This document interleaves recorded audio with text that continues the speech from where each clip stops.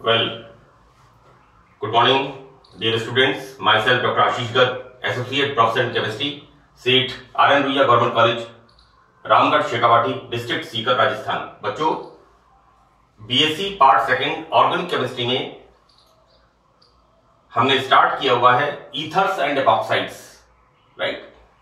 Ethers हमने complete कर लिया था और हम एपॉक्साइड्स या ऑक्सीरेंस, इनकी हम केमिकल रिएक्शंस पढ़ रहे थे।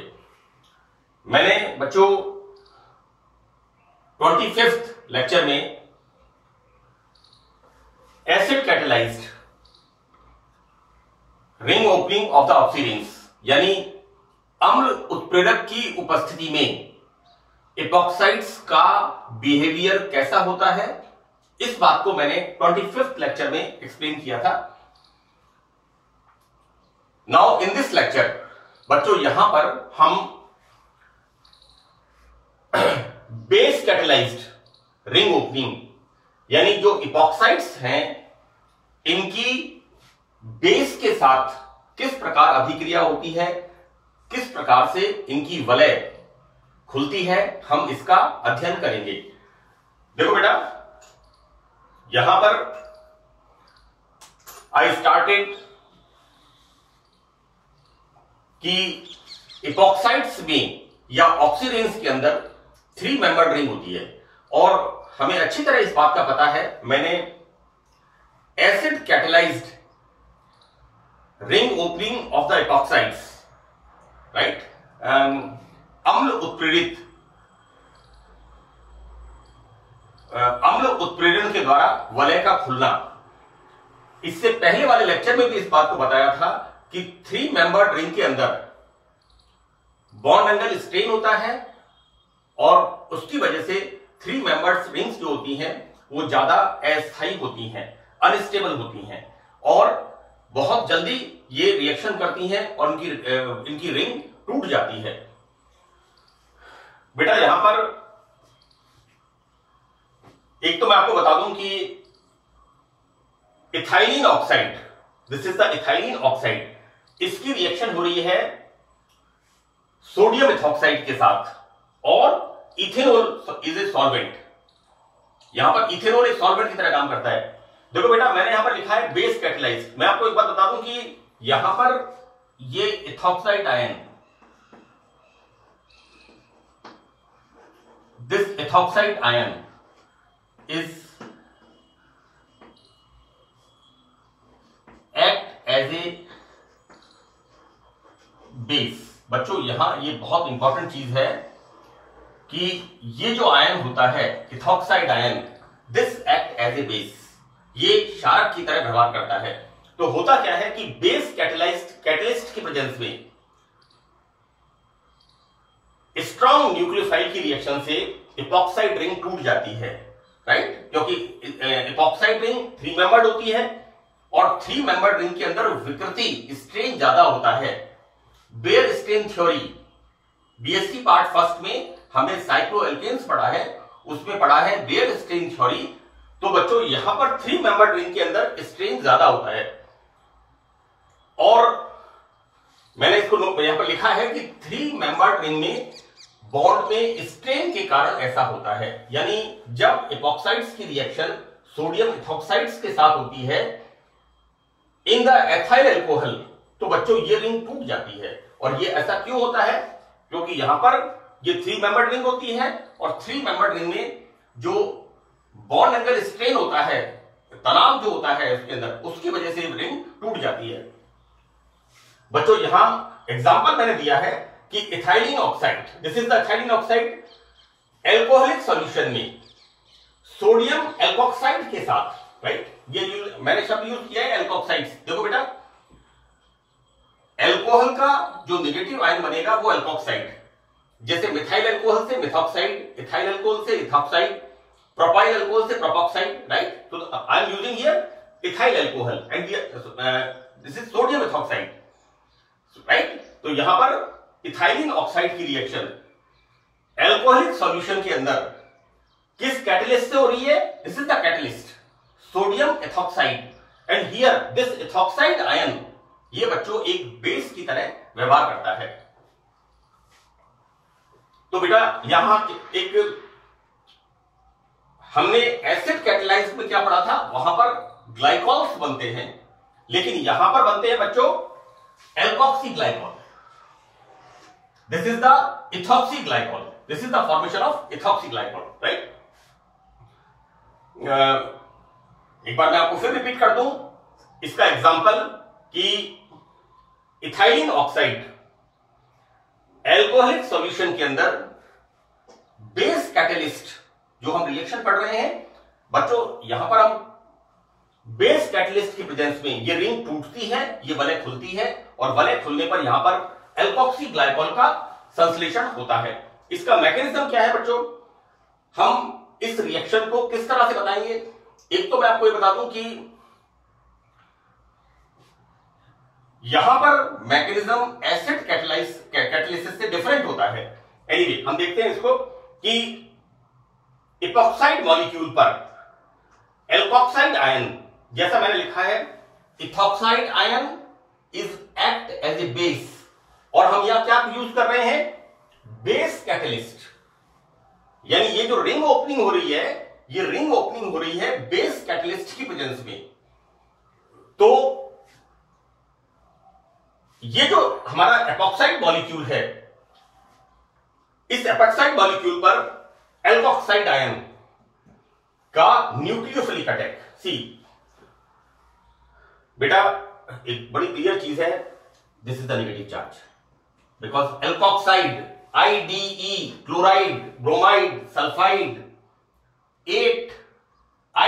IT all negative, you know, sulfate, carbonate, ATE, this is the alkoxide. इस रिंग में these electrons shifted here because oxygen is highly electronegative, so this will attacks here, right, and formation of this negative charge. बच्चों सी ये दो bonds हैं, carbon, then this oxygen is negative, next this carbon and this is the alkoxy group, ये यहां आ गया, right, and this is the formation of C. ये क्या बना हमारा, इसको हमने ओवरऑल क्या कहा है, alkoxide, it's a alkoxide. Now इस प्रकार एल्कोक्साइड, ये जो अब बच्चों सी क्या होता है कि ये जो एल्कोक्साइड बनता है, ये इस सॉल्वेंट से, हमने सॉल्वेंट इथेनॉल लिया है, इस सॉल्वेंट से प्रोटॉन ले लेता है, और यहां क्या रिलीज कर देता है, यहां रिलीज कर देता है C2H5O-, है ना। हमने बच्चों यहां पर ROH, ये ROH क्या है, this is the you know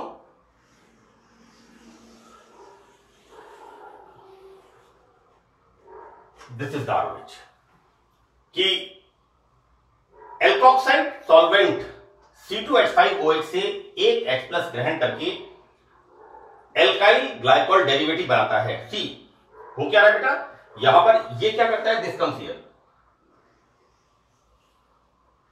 and formation क्या हो गया यहां पर, this is the alkoxide, this is the formation of alkoxide. तो बच्चों यहां पर इस तरह से एल्काइल ग्लाइकॉल का फॉर्मेशन होता है, राइट। मैं एक बार फिर बता दूं बेटा, बेस कैटलिस्ट की प्रेजेंस में किस प्रकार से ये इपॉक्साइड रिंग खुलती है और इसकी रिएक्शन किस तरह से होती है, इस बात को मैंने इसके अंदर अच्छी तरह से एक्सप्लेन किया है। नाउ एक बड़ी इंपॉर्टेंट चीज है कि बेस कैटलिस्ट का विचलन, अनसिमेट्रिकल इपॉक्साइड्स, इस बात को मैंने एसिड कैटलिस्ट में भी बताया था। देखो बेटा यहां पर अनसिमेट्रिकल, असममित epoxides, this is how it is. बेटा देखो यहां पर CH3 ग्रुप है, हमने जो acid catalysed epoxide ring opening में एग्जांपल लिया था, वो लिया था हमने डाइमिथाइल का, right, two two dimethyl, two two dimethyl ethylene oxide, ये एग्जांपल हमने लिया था। यहां पर एक मिथाइल ग्रुप लिया है। तो होता क्या है कि जब बेस कैटलिस्ट का क्लीवेज अनसिमेट्रिकल एल्कीन के ऊपर, यहां पर CH3 ग्रुप है, यहां पर नहीं है, अगर यहां पर भी होता, दिस इज द सिमेट्रिकल सममित एल्कीन्स, सॉरी सममित epoxide, not alkenes, this is सममित एपॉक्साइड। तो यहां पर बच्चों अनसिमेट्रिकल एपॉक्साइड्स पर का करवाने पर न्यूक्लियोफिलिक अटैक उस कार्बन पर होता है जो कम प्रतिस्थापित है। सी,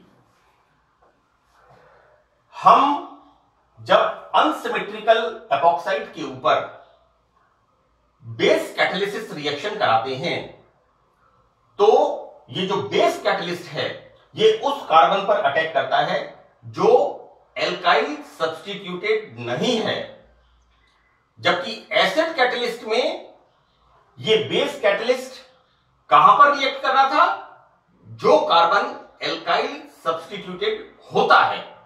दोनों के अंदर अपोजिट है। रीजन इसका मैं एक्सप्लेन करता हूं आगे। फॉर एग्जाम्पल मिथाइल ऑक्सीरिंग, बच्चों this is the methyl oxirane, see this is the methyl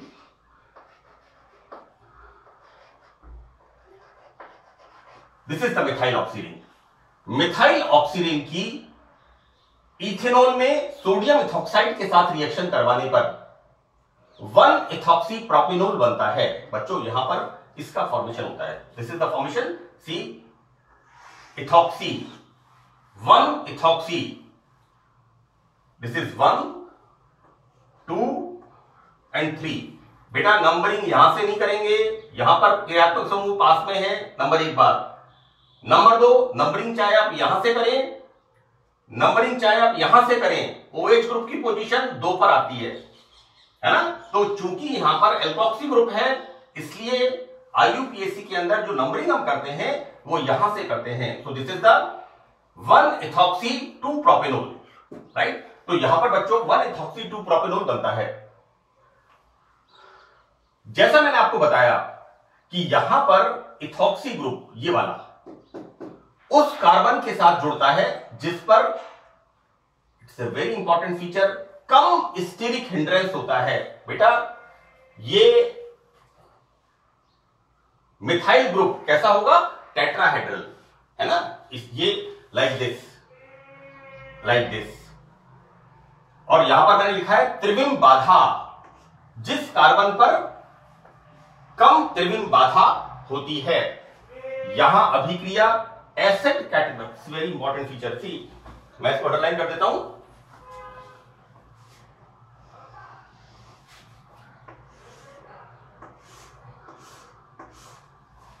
विपरीत होती है। बच्चों एसिड कैटलिस्ट के अंदर इथॉक्साइड आयन का अटैक कहां पर हो रहा था,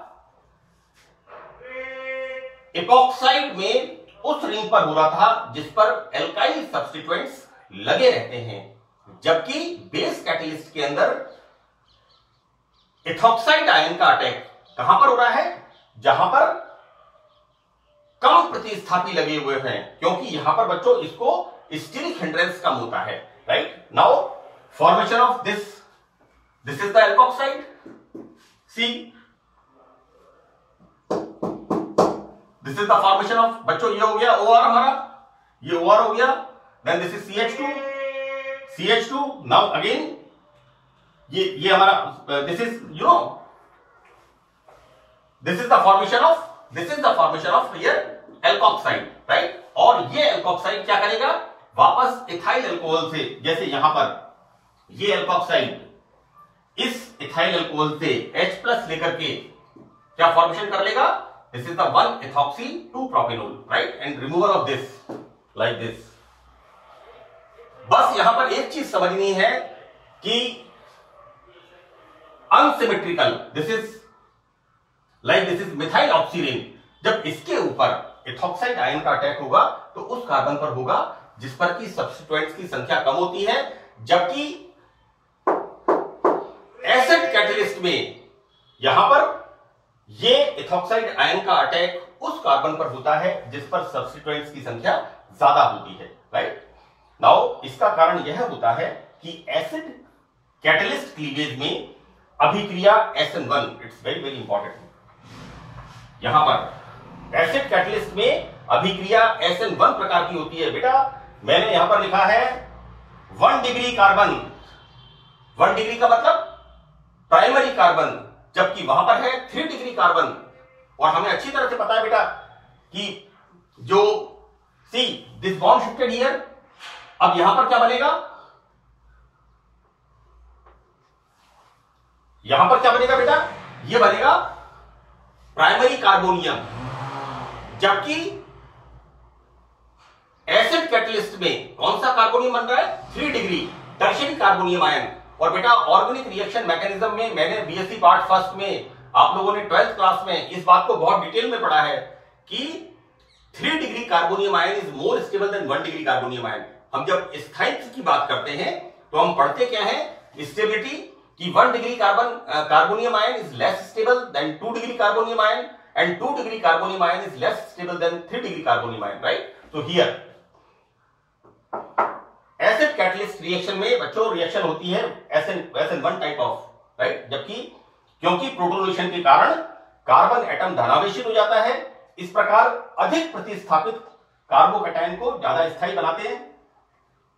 जैसा मैंने आपको बताया कि 3 degree carbonium ion, 3 degree carbonium ion में क्या होता है, 3 मिथाइल ग्रुप लगे हुए होते हैं, राइट, ज्यादा सब्स्टिट्यूएंट्स होते हैं। ऐसी स्थिति में जो कार्बोनियम आयन बनता है वो उसको स्टेबिलिटी प्रदान करते हैं, स्थायित्व प्रदान करते हैं वाया +I प्रेरण प्रभाव। जबकि बेस कैटलिस्ट क्लीवेज में SN2 प्रकार का रिएक्शन होता है बच्चों। SN2 is the 1 step process, right. SN2 में क्या होता है, 1 step process and transition state बनती है। SN2 प्रकार की क्रियाविधि से संपन्न होता है।